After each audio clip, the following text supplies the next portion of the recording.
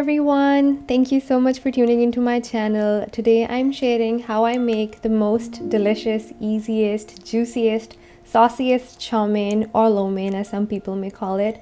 It's a really easy recipe, extremely delicious, and one of my personal favorites. So let's get started with the recipe, but before that, please do consider subscribing to my channel and giving this video a big thumbs up. Coming towards the recipe, the first thing I'm going to do is marinate my chicken.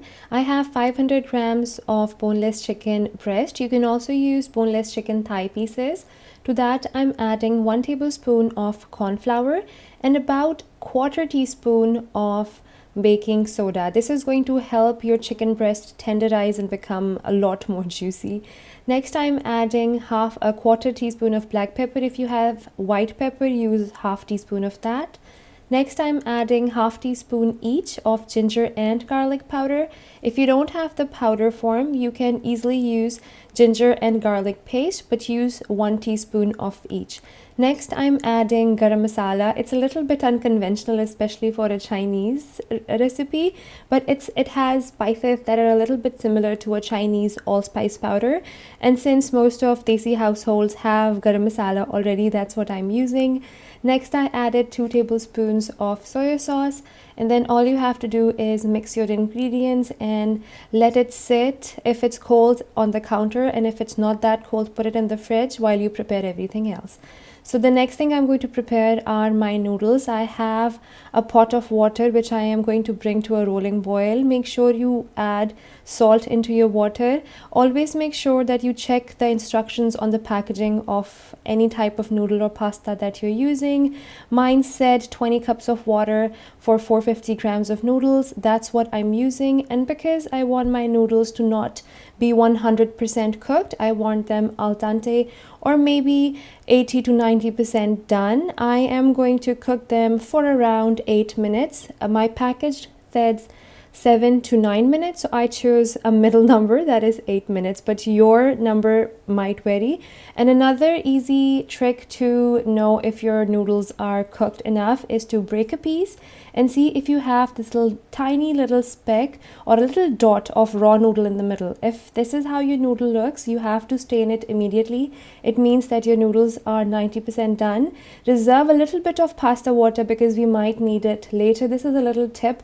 Whenever you're making noodles or pasta, reserve a little bit of the pasta water to add later. Next, wash your noodles with cold water thoroughly so that they can stop cooking. If you don't wash them, the steam is gonna keep cooking them and your noodles are gonna stick together. Make sure that you drain all the liquid out of them. They're cool to the touch. Now I'm adding a teaspoon of sesame oil. Oil also helps your noodle strands to stay separate, and since we're making Chinese, I'm using sesame oil, but you can use any oil that you like. So let's come towards our sauce. The flavor of your noodles is gonna come from this. I have 1 cup of chicken stock here. If you don't have chicken stock, it's okay, use 2 bouillon cubes with 1 cup of warm water and just dissolve it. To that, I added 1/4 cup of ketchup, around 2 tablespoons of soy sauce. Then I'm adding honey. I'm using 2 tablespoons of honey, but you can also use brown sugar if you want. Then I'm adding oyster sauce, about 2 tablespoons of oyster sauce. It's gonna add that umami and rich flavor to your noodles. Next, I'm adding a teaspoon of sriracha. You can also use sambal oleg. Taste your sauce at this point and see if you need it to be more sweet or more spicy, if it needs any salt, which if you notice, I haven't added to anything yet. It's mainly because all the sauces we're using are heavily salted, so it's a good idea to refrain from additional sauce at this point. Next up are our fresh ingredients, our vegetables. I decided to use the very basic cabbage, carrots, and capsicum, and onions. I'm using 2 medium onions, but if you are using green onions or shallots, you can use 1 onion and maybe 5 or 6 strands of shallots. I also have some garlic, some ginger, everything is mentioned. So let's get started with the cooking. Here I have a wok which is on high heat. Every time you cook a Chinese or a stir fry, it has to be on high heat. I added about 3 tablespoons of oil, and to that I'm adding 1 tablespoon of sesame oil, and this is completely optional, but I'm also adding a teaspoon of chili oil. If you are adding this, be very careful because it is extremely spicy, and the heat, it's almost unbearable if you add too much of this, so be very careful. So once the oil is hot enough, it's going to start smoking. Add your ginger garlic. It's gonna turn brown immediately and gonna get fragrant. Then add chicken and cook it on the high flame till it's fully done. It's going to take around 3 to 5 minutes depending on how thick the chicken chunks are and how much chicken you are using. The time might vary, but just take out a piece, tear it apart and see if it's fully done. Also, I forgot to mention, if you don't have chili oil and you still want to add some heat, use chili flakes before adding in the ginger and garlic. It's going to add a little red tint to your oil, as well as it's going to give heat, but be very careful when using red chili flakes. So now I've taken out my chicken, and to the same pan I'm going to add my vegetables. For the vegetables, I'm going to start with onions because they take the longest to cook, and you don't want to brown them. You just want them to start becoming translucent, but not quite there yet, so maybe a minute, no longer than that. Now to that I'm adding in all of my vegetables, and you want your vegetables to still have a crunch. Do not overdo your vegetables because then they get soggy and you lose all the texture, and it does not taste very good. So once you have tossed all your vegetables, add in the seasoning. I'm adding a little bit of salt, a little bit of black pepper, and I'm adding half a teaspoon of sugar. The sugar, it helps in enhancing the flavor of the vegetables, so I highly recommend that. And you can use either black pepper or white pepper. I used 1/4 teaspoon of black pepper because that's what I had around.